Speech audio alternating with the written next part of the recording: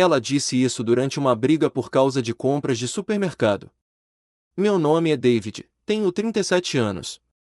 Trabalhei como gerente de projetos na North Peak Engineering em Louisville, Kentucky.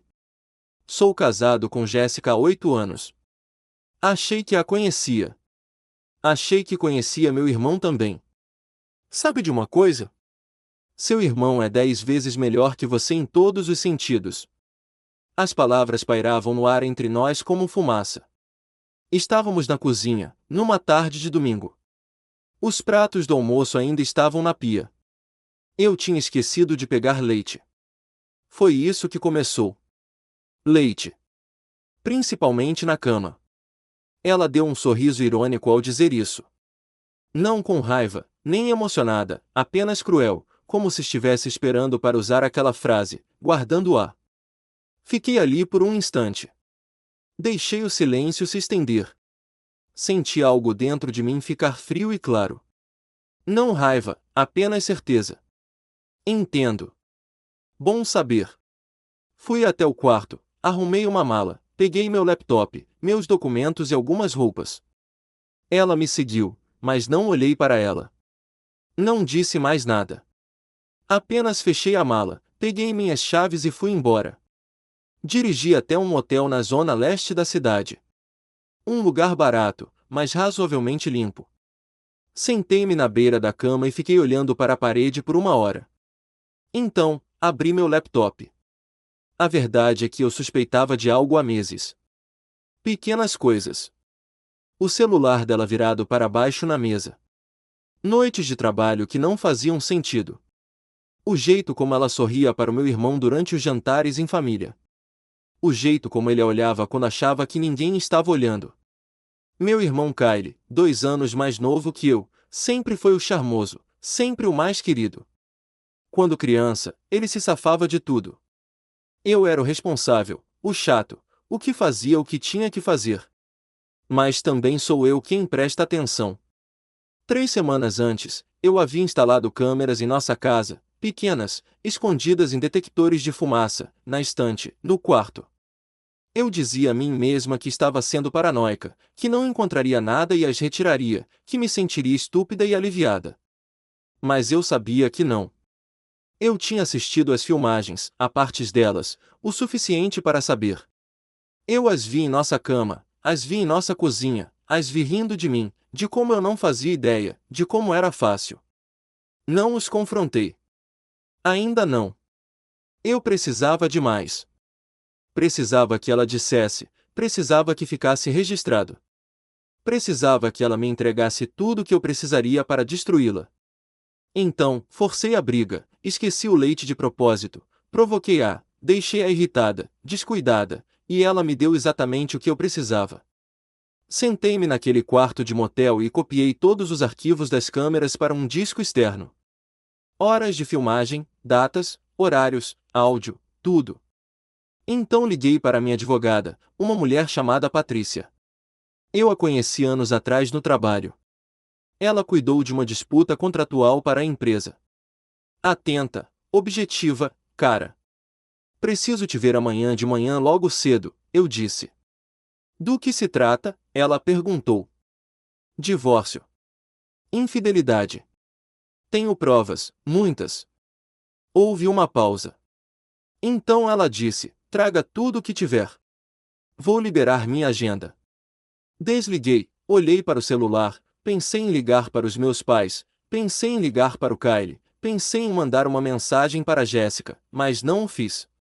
Fiquei ali sentada, sentindo o silêncio, sentindo o peso do que estava por vir e, pela primeira vez em meses, me senti no controle. Na manhã seguinte, encontrei Patrícia em seu escritório no centro da cidade. Ela tinha uns 50 e poucos anos, cabelos grisalhos presos para trás, óculos de leitura presos numa corrente. Ela ouviu enquanto eu explicava tudo, mostrava as filmagens, as gravações, a cronologia que eu havia construído. Ela não reagiu. Apenas tomou notas, fez perguntas, datas, detalhes, há quanto tempo eu suspeitava, há quanto tempo eu tinha provas, se Jéssica sabia sobre as câmeras. Ela não sabe, eu disse.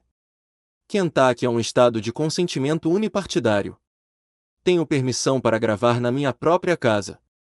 Patrícia assentiu. Isso mesmo. E você tem certeza de que quer prosseguir com isso? Tenho certeza. Ela se recostou na cadeira e cruzou as mãos. Isso não vai ser nada agradável.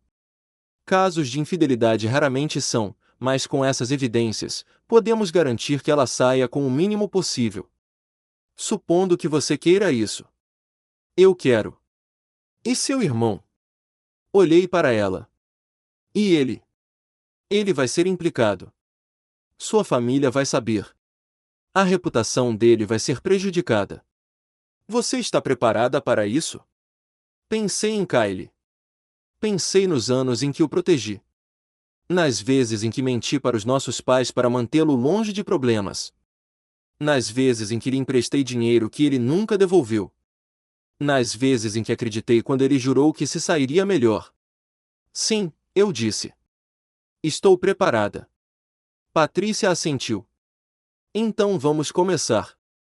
Passamos as 3 horas seguintes construindo o caso.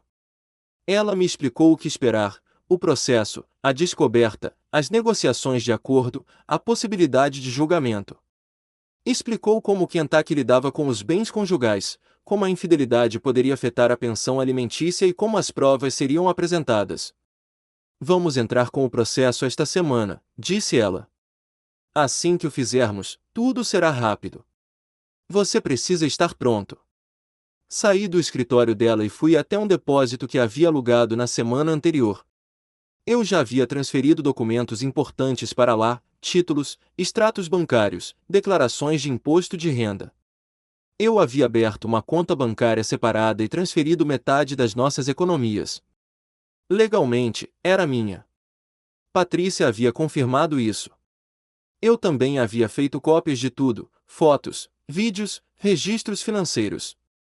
Armazenei tudo em 3 lugares diferentes, na nuvem, no depósito e em um cofre de um banco do outro lado da cidade. Eu não ia arriscar.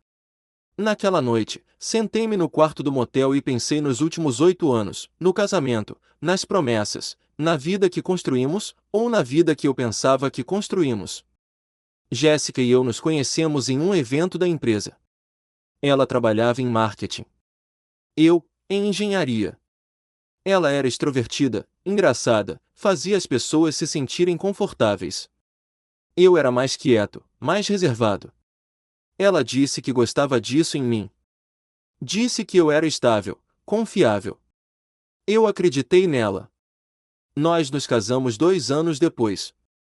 Uma cerimônia pequena, só a família e alguns amigos. Meu irmão foi meu padrinho. Ele fez um brinde. Disse que eu era o sortudo. Disse que a Jéssica era boa demais para mim. Todos riram. Olhando para trás, talvez ele estivesse falando sério. Os primeiros anos foram bons. Ou eu pensava que eram. Compramos uma casa, conversamos sobre filhos, fizemos planos. Eu trabalhava até altas horas.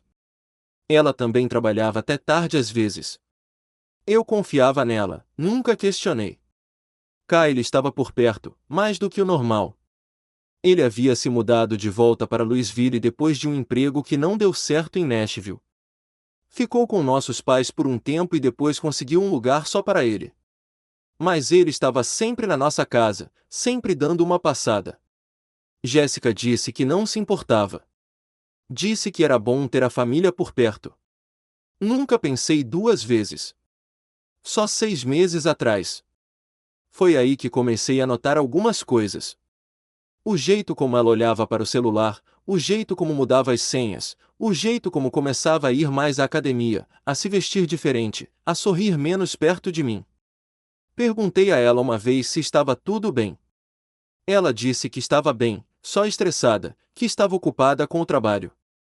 Eu acreditei nela, queria acreditar, mas a dúvida permaneceu, cresceu até que eu não consegui mais ignorá-la. Então, instalei as câmeras, esperei e descobri a verdade. Agora, eu estava sentado em um quarto de motel com uma sacola de provas e um advogado pronto para a guerra. Jéssica não fazia ideia. Kyle também não. Eles achavam que estavam seguros. Achavam que eu era burro demais ou crédulo demais para descobrir. Eles estavam errados. 2 dias depois, Patrícia entrou com os papéis do divórcio. Jéssica foi notificada no trabalho. Eu não estava lá, mas Patrícia me contou como foi. A oficial de justiça entrou no escritório dela, entregou-lhe o envelope. Ela o abriu, leu a primeira página e me ligou 6 vezes. Não atendi.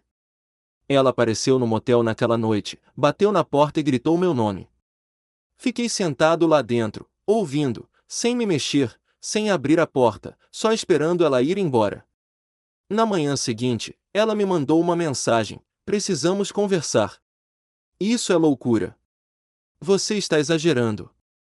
Não respondi. Aí o Kyle ligou. Deixei cair na caixa postal. Ele deixou uma mensagem. Disse que eu estava sendo ridículo. Disse que eu precisava me acalmar e pensar no que estava fazendo. Disse que a Jéssica estava uma bagunça. Disse que eu estava destruindo a família por nada. Apaguei a mensagem. Patrícia ligou naquela tarde. Eles contrataram um advogado. Vamos nos reunir com eles na semana que vem para uma discussão preliminar sobre o acordo. Estejam prontos. Passei os dias seguintes me preparando.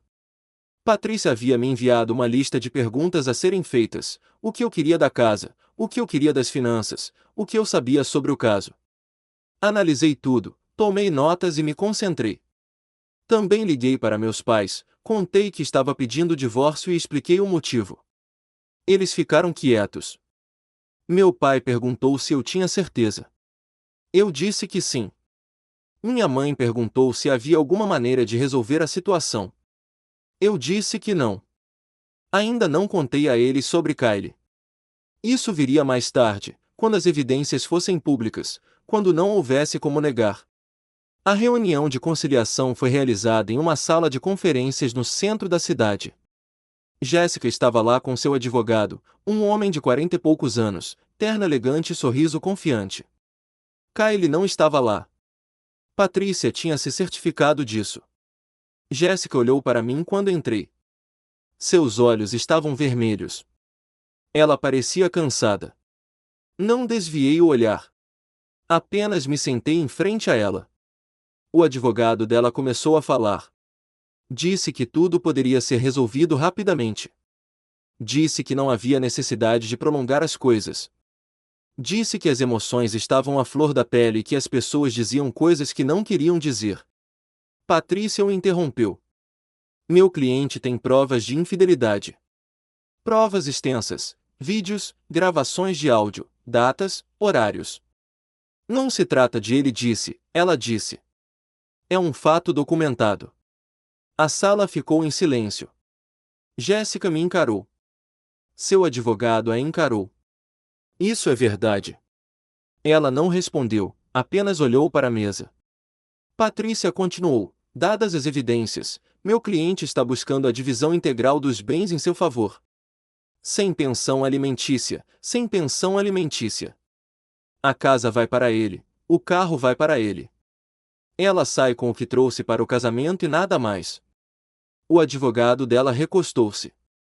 Isso não é razoável. É muito razoável, disse Patrícia. Considerando a alternativa, um julgamento em que essas evidências se tornem públicas, em que suas ações sejam expostas à família, amigos e colegas de trabalho, e em que sua reputação seja permanentemente prejudicada. Jéssica ergueu os olhos. Sua voz estava trêmula. David, por favor, podemos conversar sobre isso, só nós dois. Olhei para ela, mas não senti nada. Não. Seu advogado tentou novamente. Vamos dar um tempo. Deixar todo mundo se acalmar. Patrícia se levantou. Daremos 24 horas para você considerar a oferta. Depois disso, prosseguiremos com a instrução e o julgamento. Saímos. Do lado de fora do prédio, Patrícia se virou para mim. Eles vão contra-atacar, mas vão chegar a um acordo. Ninguém quer que isso vá para o tribunal. Assenti. Ótimo. Naquela noite, Kyle ligou de novo. Desta vez, eu atendi. Que diabos você está fazendo? Disse ele. Sua voz era alta, raivosa. Vou me divorciar, eu disse, calma, até. Você está arruinando a vida dela por nada. Por causa de uma briga idiota. Não é sobre a briga, eu disse. É sobre o que ela fez. O que vocês dois fizeram. Houve silêncio. Então ele disse, eu não sei do que você está falando. Sabe, sim. Ele desligou. Fiquei ali sentado, olhando para o meu celular, sentindo o peso do que estava por vir, as conversas, os confrontos, as consequências. Mas eu estava preparado. Jéssica e Kyle achavam que tinham sido cuidadosos. Achavam que eram mais espertos do que eu. Achavam que eu nunca descobriria.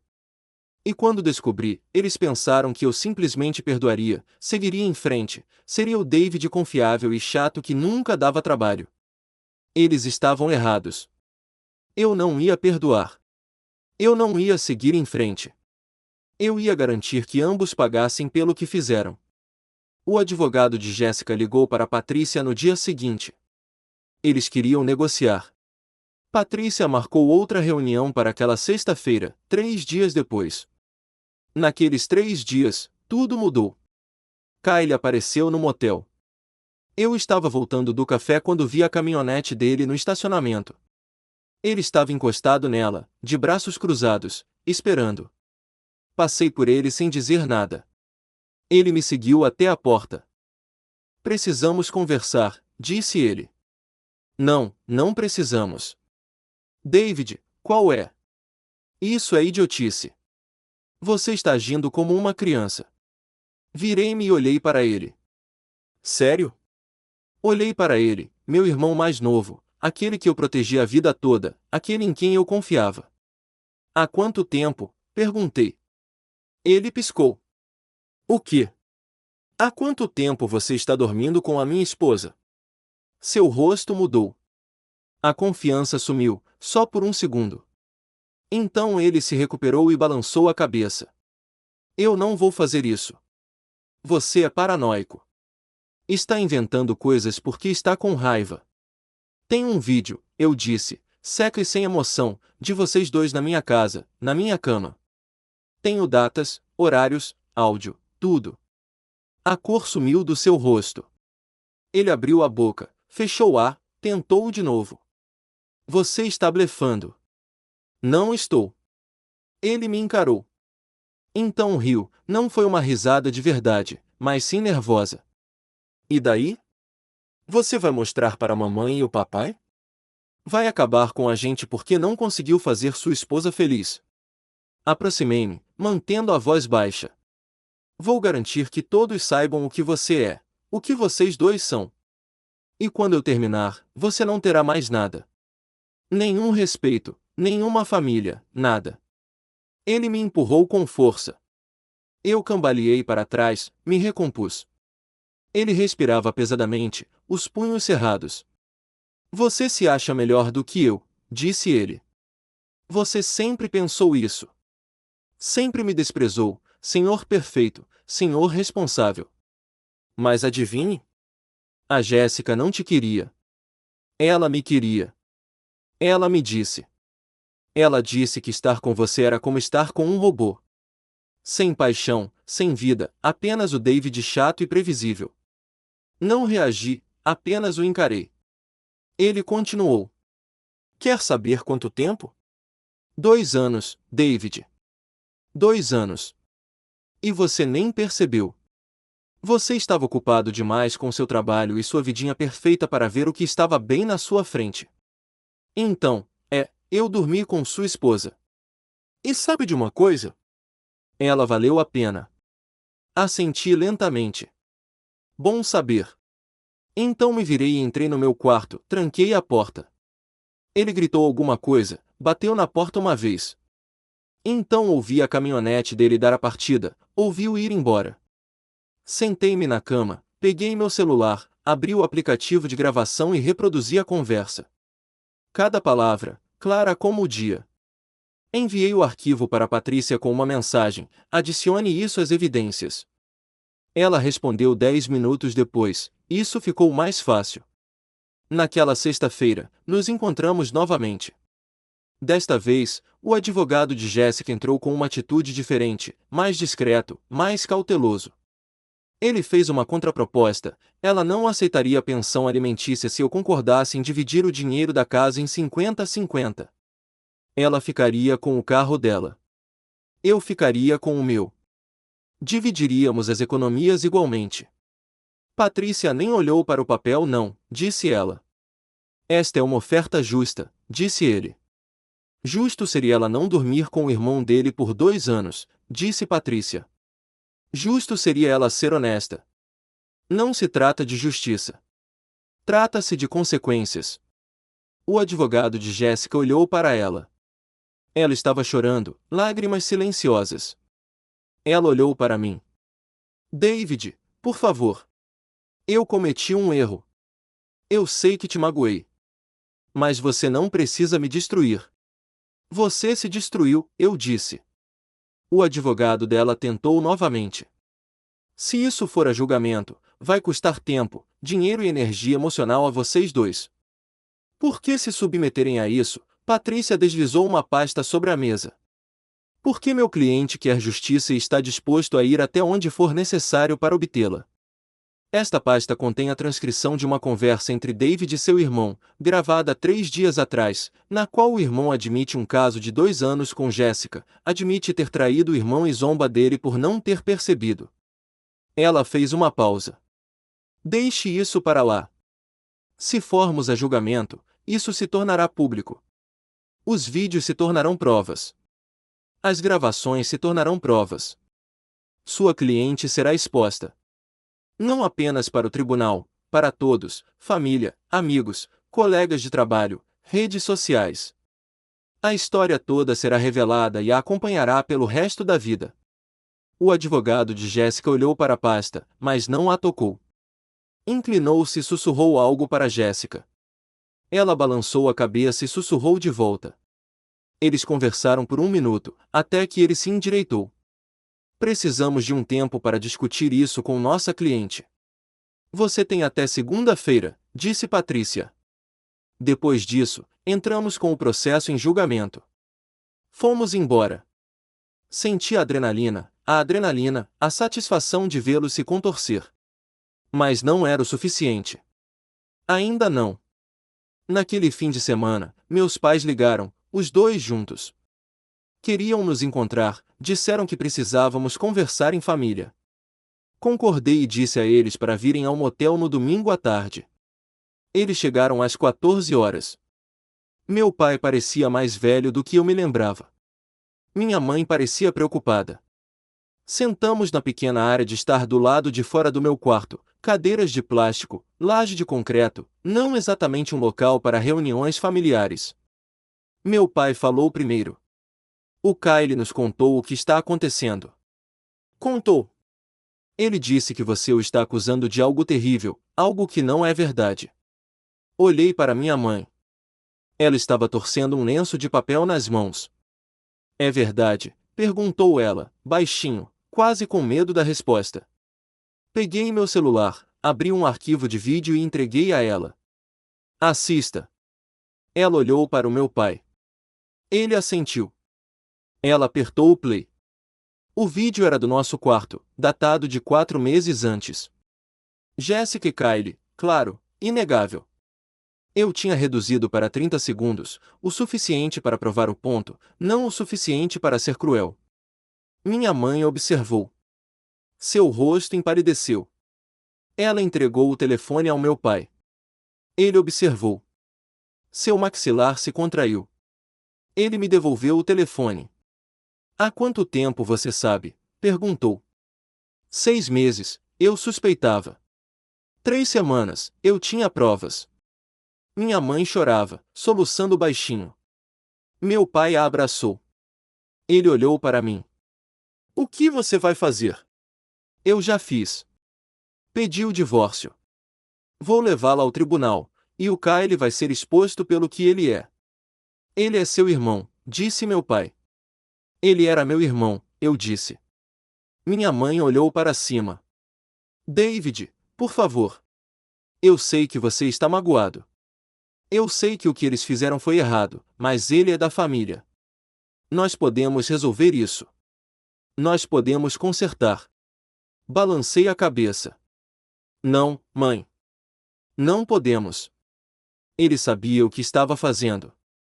Ele fez mesmo assim, por 2 anos. E quando eu o confrontei, ele riu de mim, disse que a Jéssica o queria porque eu era chata, porque eu não era boa o suficiente. Meu pai fechou os olhos e respirou fundo. O que você quer da gente?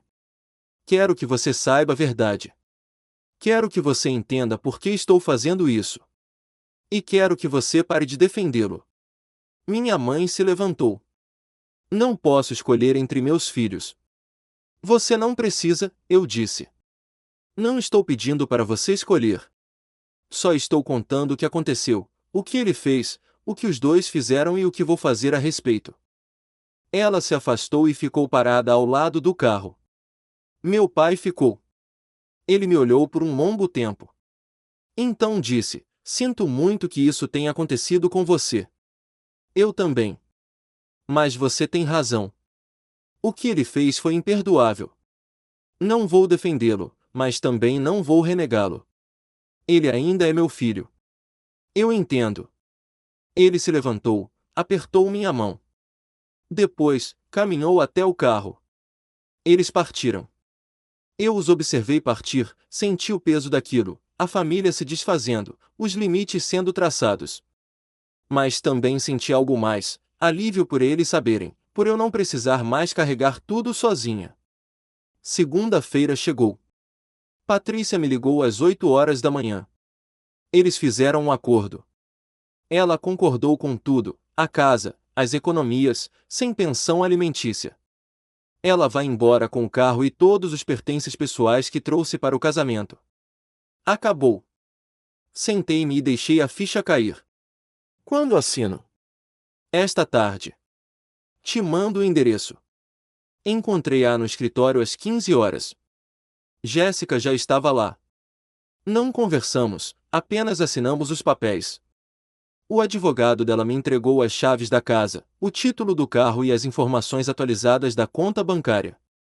Jéssica olhou para mim mais uma vez. Espero que esteja feliz. Não respondi. Apenas fui embora. Dirigi até a casa, nossa casa, minha casa agora. Andei pelos cômodos, observei os móveis, os quadros nas paredes, a vida que havíamos construído. Retirei todas as fotos com Jéssica, coloquei-as em uma caixa, deixei-as na varanda e enviei uma mensagem para ela: suas coisas estão lá fora. Não volte. Então troquei as fechaduras. Naquela noite, sentei-me sozinha na sala de estar. A casa estava silenciosa, vazia, mas era minha. Pensei nos últimos 2 anos, nas mentiras, na traição, em como eu tinha sido tão cega, tão crédula. Uma parte de mim se perguntava se eu deveria ter percebido antes, se deveria ter percebido. Mas outra parte sabia a verdade, eu não percebia porque não queria, porque acreditava no meu casamento, no meu irmão, na ideia de que as pessoas que você ama não te machucariam daquele jeito. Eu estava errada, mas não ia errar de novo. As semanas seguintes foram estranhas. Voltei ao trabalho, concentrei-me nos projetos, mantive a cabeça baixa. As pessoas perguntavam sobre a Jéssica, sobre o divórcio. Eu dizia que não tinha dado certo. Eles não insistiram. Kyle tentou entrar em contato uma vez, me enviou um e-mail, pediu desculpas, disse que sabia que tinha errado e que queria consertar tudo. Eu apaguei sem responder. Meus pais me convidaram para o jantar de domingo. Kyle não estava lá. Minha mãe disse que ele estava ocupado. Eu não o convidei. Comemos, conversamos um pouco, evitamos o elefante na sala. Foi constrangedor, doloroso, mas eu apareci porque eles eram meus pais, e eles não fizeram isso comigo. Kyle fez. Um mês depois do divórcio ser finalizado, encontrei um velho amigo, Ethan. Tínhamos trabalhado juntos anos atrás. Ele estava em um bar no centro da cidade, me viu sentada sozinha e se aproximou. David, cara, faz uma eternidade. Como você está? Colocamos o papo em dia. Ele me contou sobre o trabalho, a família. Contei sobre o divórcio, mantive a conversa simples, sem entrar em detalhes. Desculpa, cara, disse ele. Que chato. Mas, ei, você está melhor. Confie em mim. Meu irmão passou pela mesma coisa. Pegou a esposa traindo. Demorou um pouco, mas ele está mais feliz agora. Assenti e tomei um gole. Estou chegando lá. Conversamos por mais 1 hora. Parecia normal, tranquilo, como um lembrete de que a vida ainda acontecia fora daquela bagunça. Quando cheguei em casa, verifiquei meu e-mail. Havia um da Patrícia. Assunto: atualização. Abri. Achei que você deveria saber. A Jéssica foi demitida do cargo na semana passada. Aparentemente, a notícia do caso se espalhou. A reputação dela ficou abalada. Ela está procurando emprego, mas, pelo que ouvi, não está indo bem. Além disso, ouvi por um contato mútuo que seu irmão foi cortado do contato com vários amigos da família. Ninguém quer se relacionar com ele. Achei que você gostaria de saber. Li 2 vezes e fechei o laptop. Eu deveria ter me sentido satisfeito, vingado. Eles estavam enfrentando consequências, perdendo coisas, sofrendo. Mas eu me sentia cansado. A vingança não foi tão doce quanto eu pensava. Foi necessária. Foi merecida. Mas não consertou nada. Não desfez a traição. Não me devolveu os anos que perdi. Apenas fechou a porta. Comecei a consultar uma terapeuta 1 vez por semana, às quartas-feiras à tarde. O nome dela era Claire. Ela não julgava, não dava respostas fáceis, apenas ouvia, fazia perguntas e me ajudava a lidar com a raiva, a mágoa, o sentimento de que eu deveria ter percebido, deveria ter feito algo diferente. Você confiou em pessoas que amava, disse ela. Isso não é uma fraqueza. É humano. Parece uma fraqueza porque foi usado contra você. Mas isso não torna errado. Torna errado o que eles fizeram. Pensei muito sobre isso, sobre confiança, sobre o que significava acreditar em alguém, dar a essa pessoa o benefício da dúvida, construir uma vida com ela e sobre o que significava quando essa pessoa a quebrava. 3 meses depois do divórcio, meu pai ligou, disse que Kylie tinha se mudado, saído de Louisville, ido para Carolina do Norte, conseguido um emprego lá e estava tentando recomeçar. Como ele está? Perguntei, não porque me importasse, mas porque sabia que meu pai precisava conversar sobre isso. Ele está passando por dificuldades, disse meu pai. Ele perdeu muita coisa. Amigos, respeito. As pessoas não querem ficar perto dele. Bem. Houve uma pausa. Então meu pai disse, sabe, eu sempre pensei que vocês dois seriam próximos a vida toda. Irmãos devem se proteger. Ele não me protegeu. Não, não. Não falamos mais sobre Kylie depois disso. Comecei a reconstruir, lenta e cuidadosamente. Vendi a casa, muitas lembranças, muito peso. Comprei uma casa menor do outro lado da cidade, moderna, limpa, sem história. Reencontrei velhos amigos, saí mais, entrei em uma academia, comecei a correr, concentrei-me em coisas que eu podia controlar e me livrei das coisas que não podia. Jéssica tentou entrar em contato comigo 1 vez, 6 meses depois do divórcio, e me enviou uma carta, escrita à mão. Disse que sentia muito, que entendia por que eu fiz o que fiz, que esperava que eu encontrasse paz. Não respondi. Não havia nada a dizer. Ela fez as escolhas dela. Eu fiz as minhas. Tínhamos terminado. Mas guardei a carta, coloquei-a numa gaveta, não porque quisesse me lembrar, mas porque queria uma prova de que não imaginei aquilo, de que era real, de que eu não era louca, de que eu estava certa em ir embora. 1 ano depois do divórcio, recebi um telefonema da minha mãe. Ela parecia chateada. O Kyle está no hospital, disse ela. Senti meu peito apertar, não de preocupação, mas de outra coisa, o reflexo de se importar com alguém que você amava. O que aconteceu? Perguntei. Ele tentou se machucar. Seu pai o encontrou. Ele está estável agora. Mas o David não está bem. Ele não está bem há muito tempo. Sentei-me e fechei os olhos. Sinto muito por isso. Você vem vê-lo? Não. Houve silêncio do outro lado da linha. Então minha mãe disse: ele é seu irmão. Ele deixou de ser meu irmão no dia em que me traiu. Ela ficou em silêncio por um momento. Então disse: eu entendo. Não concordo, mas entendo. Desligamos. Fiquei ali sentada por um longo tempo, pensando em Kyle numa cama de hospital, pensando no que o levou até ali, o caso, as consequências, a perda de tudo que ele tinha. Parte de mim se sentia culpada, como se talvez eu tivesse pressionado demais, assumido demais. Mas então me lembrei do sorriso irônico no rosto de Jéssica, lembrei de Kyle rindo de mim, dizendo que Jéssica nunca me quis, que eu era chata, que eu não era nada. Eu não o empurrei para aquela cama de hospital. Ele mesmo caminhou até lá, com cada escolha que fez, cada mentira que contou, cada momento em que decidiu que seu prazer valia mais que a minha dor. Eu não causei o sofrimento dele. Eu apenas me recusei a protegê-lo disso. 2 semanas depois, meu pai ligou, disse que Kyle tinha saído do hospital, estava fazendo terapia, tentando melhorar. Eu escutei, disse que estava feliz por ele estar recebendo ajuda, mas não me ofereci para visitá-lo, nem o perdoei. Meu pai não pediu por isso. 6 meses depois, recebi notícias de uma prima.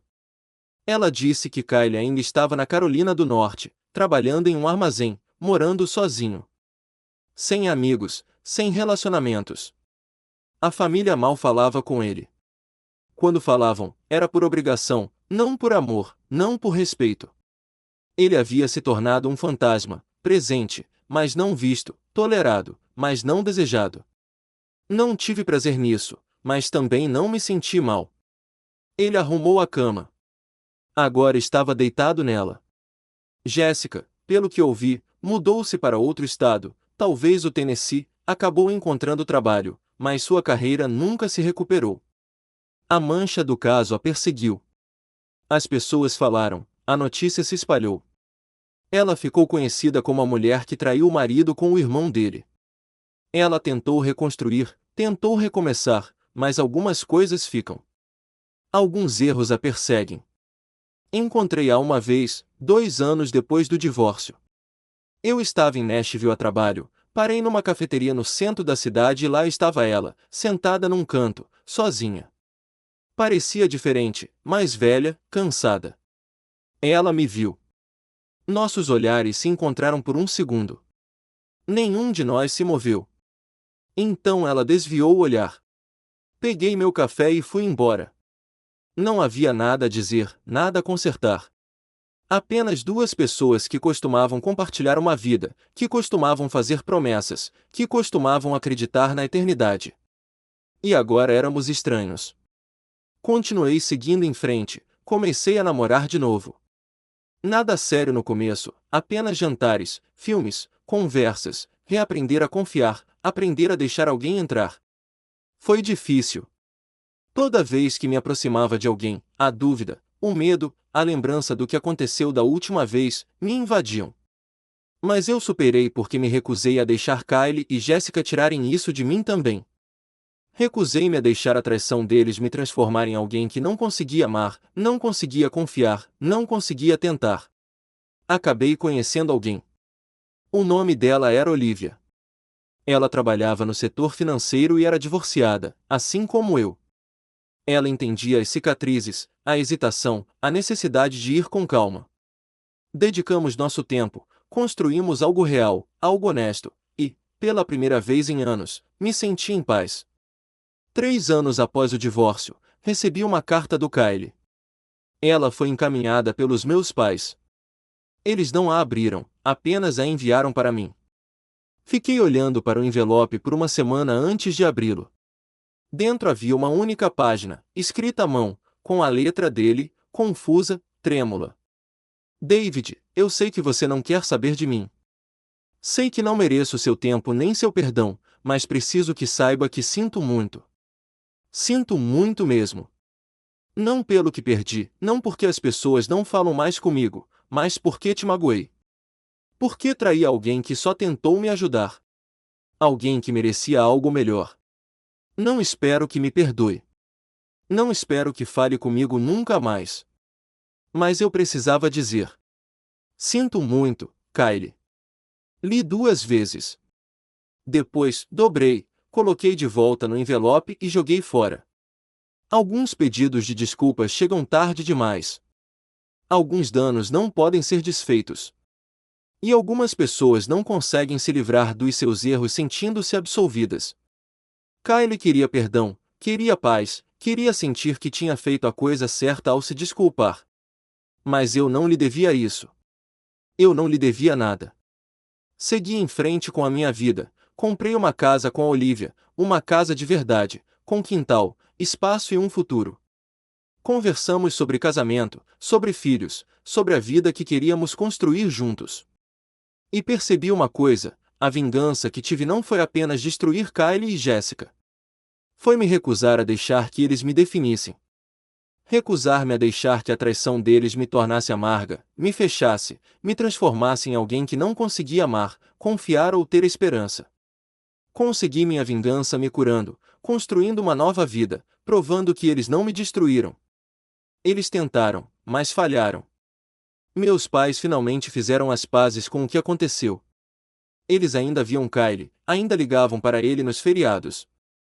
Mas o relacionamento era diferente, tenso, distante. Ele era filho deles, mas não era mais alguém de quem se orgulhassem. E isso, à sua maneira, era uma espécie de justiça.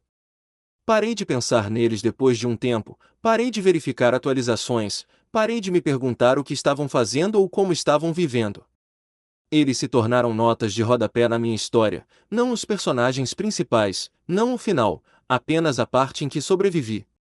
Um dia, Olivia me perguntou se eu me arrependia de como lidei com a situação, se eu gostaria de ter agido de forma diferente.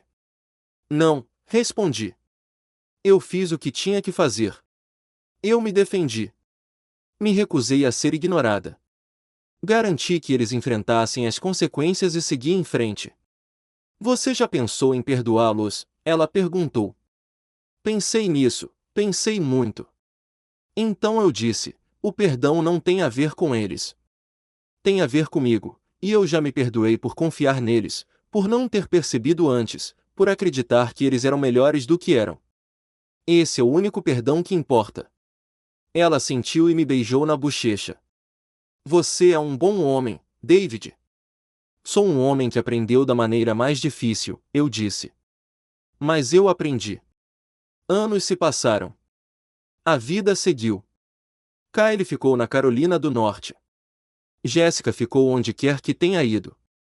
Eu fiquei em Louisville, construí uma carreira, uma família, uma vida da qual me orgulhava.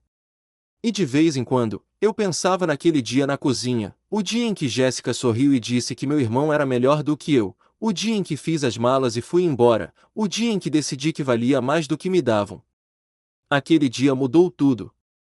Ele me destruiu, mas também me reconstruiu, mais forte, mais inteligente, mais segura de quem eu era e do que eu merecia. Jéssica perdeu sua carreira, sua reputação e qualquer chance de redenção aos olhos daqueles que a conheciam. Ela se tornou um conto de advertência, um nome sussurrado em julgamento, alguém que nunca escaparia da sombra de suas escolhas. Kylie perdeu a família, a dignidade e o irmão que outrora fora seu maior defensor. Viveu uma existência vazia, tolerada, mas nunca confiável, um homem que destruía tudo que tocava e que não lhe restava nada além do peso do próprio arrependimento. Eu não os destruí. Eles se destruíram. Eu só garanti que o mundo visse.